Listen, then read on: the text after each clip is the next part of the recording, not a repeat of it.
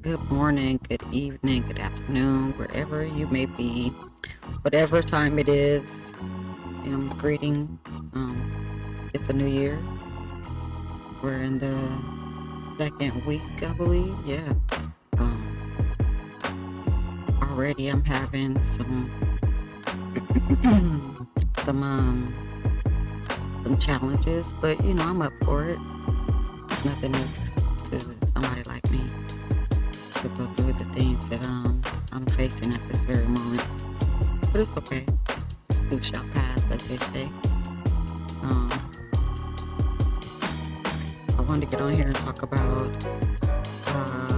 triggers and traumas that we give our children from not healing from things that we've gone through, or not knowing to heal from things that we've been through. Excuse me. And the effects it has on them as they grow to be adults. A lot of people don't address this in the world, and they don't talk about these things because they're afraid. But I'm facing them head on. I know I've had a lot of, I wouldn't say mistakes, lessons that I've had to learn from growing up in a drug environment in the 80s, early 90s. Drug war going on in the world, in America, in the urban areas. But through it all, I'm still here. I survived because I learned at an early age to learn to maneuver around obstacles that didn't fit or seem right. And that's because of how I had to grow up. That I will talk about on a different podcast because it'll be a different subject or, subject matter. But right now we're talking about the effects of our children. And as they get older and become adults, the things that they go through shape who they are or who they become. Just like us and our parents before us, and, on and on. But it comes a time when we got to learn how to deal with these triggers and get through them and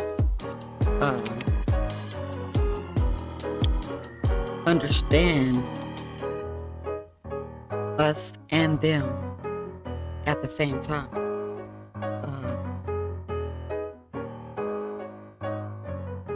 They have triggers that we don't understand because they had to go through it with us.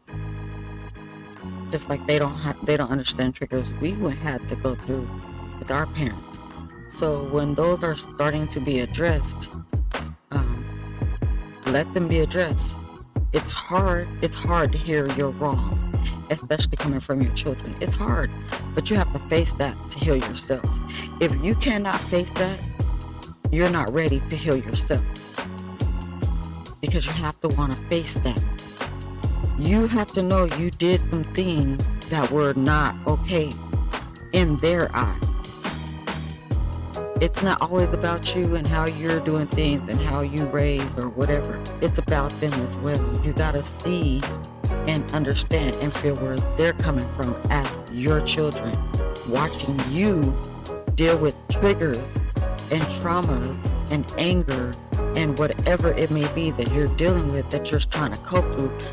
Drug addiction, alcoholism, whatever it is, abuse, mental abuse, physical abuse, being a narcissistic person, and understanding that you're narcissistic and you want to fix that or change it or see if there is a way to do that. We got to learn these things to understand our children and the triggers we give them and the reaction they give from the triggers.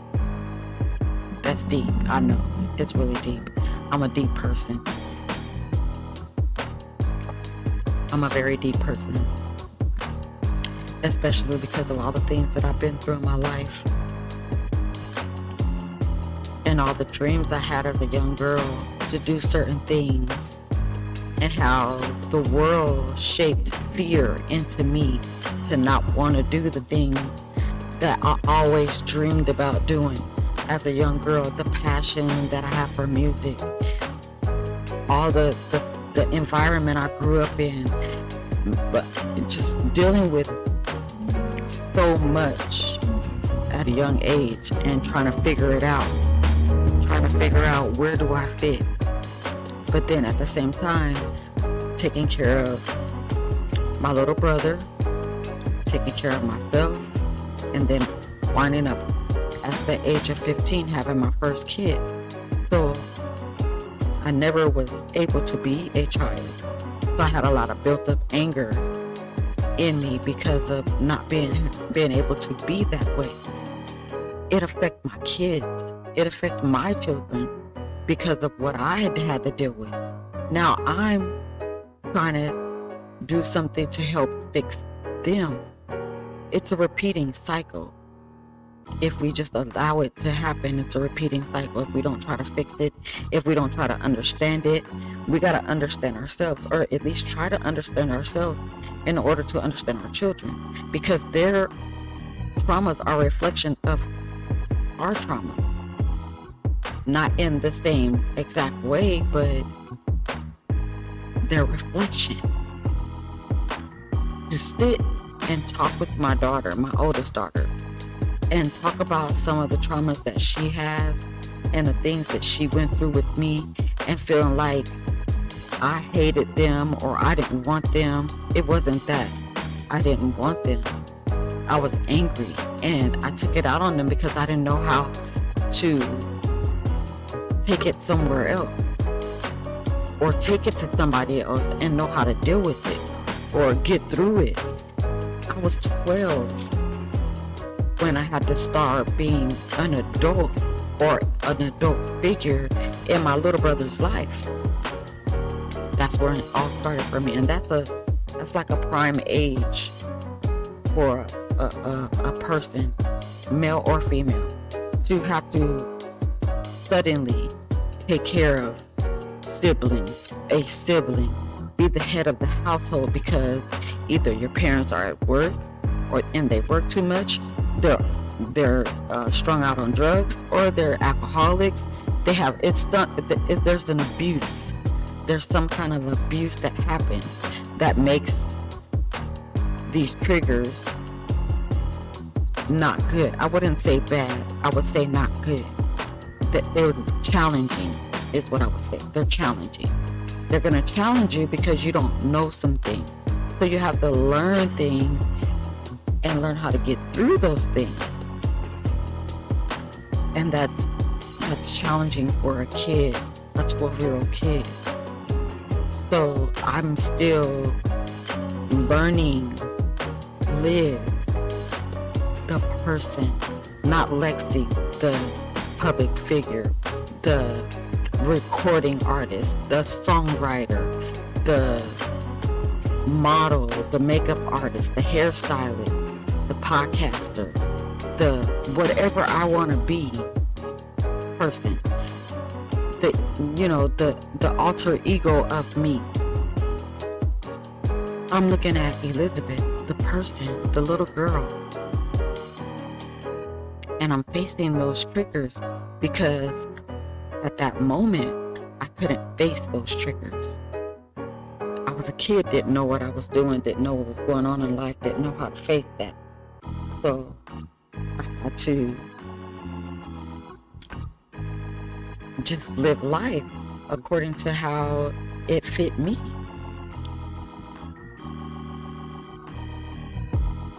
Because that's all I knew.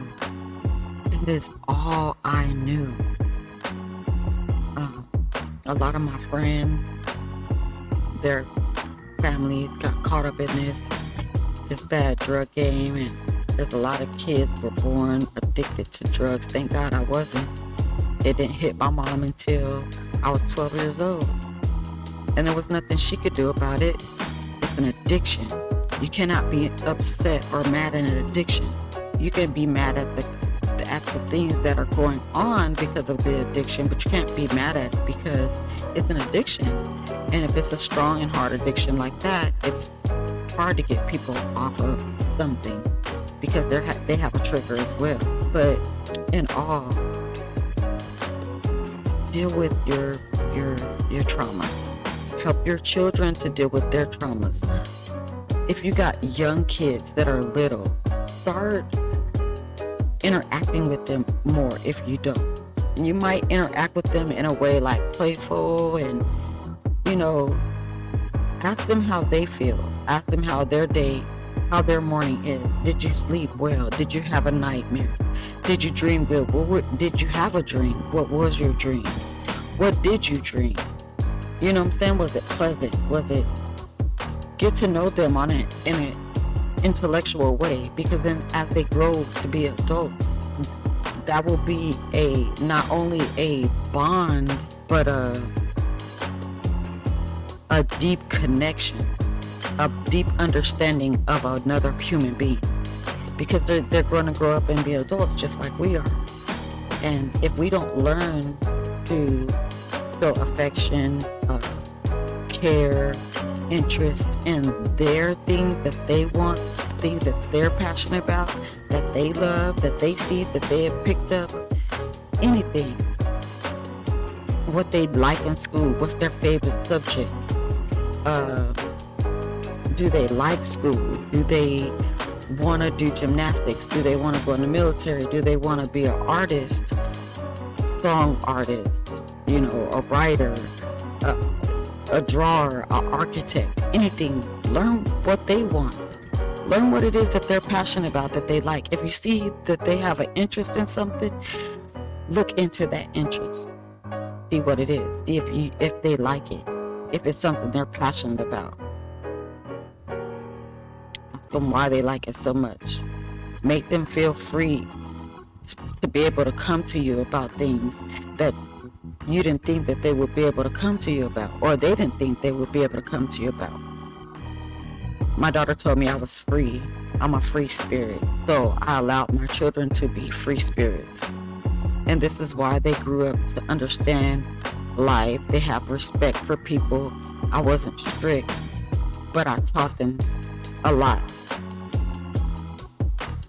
Good and bad. Because there was a lot of bad traits I had that they gathered because of it.